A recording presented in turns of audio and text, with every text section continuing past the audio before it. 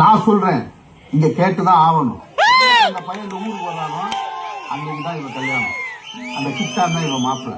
இந்த இதுலதான் ஏட்டி பூட்டி பண்ணலாம்னு நினைச்ச, கட்டி தொங்க விட்டு தோலை உடிச்சது பார்த்தேன். வீட்டு பிள்ளைய மனுச்சு பழம்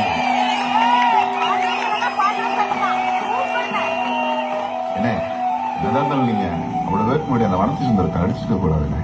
சும்மா இல்லை. இவனை மாதிரி சாதி பெருமை குடும்ப பெருமை பேசுறவங்கலாம் முதல்ல அடிச்சு உடச்சிடும்.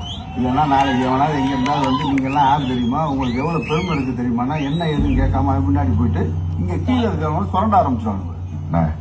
நம்ம பயல்வா எப்படி எப்படி மாறுவானுவா மாறுவானுடைய இப்பவே நான் ஏன் கத்தி எடுத்தேன்றது இங்க பாதி பேரும் மறந்துட்டானுவ. மேலையும் கிடையாது கீழேயும் கிடையாதுன்னு சொல்லி எல்லாரும் சமம்னு தான் சண்டை போட ஆரம்பிச்சோம். அதையும் எல்லாரும் நைஸா மறந்துட்டாங்க.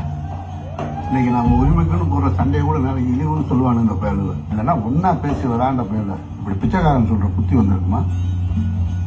இவனுவலே இந்த பாடுபடுத்தானுல மேல போக அந்த கிட்டான் பேல யார் யாரெல்லாம் என்ன பாடுபடுத்துவானுவோ.